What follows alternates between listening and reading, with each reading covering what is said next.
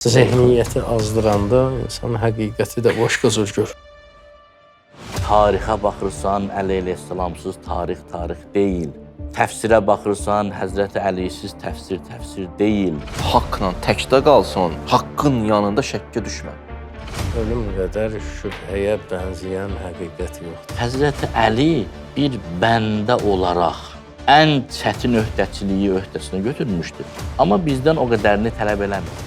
Günahın tövbəsini etmək, günahın özündən qaçmaqdan ağırdır. İmam Əli əleyhissalam haqqında söhbətimiz olacaq. Bu ravi ki, bu rəvayəti nəql edib, Allaha böhtan atır.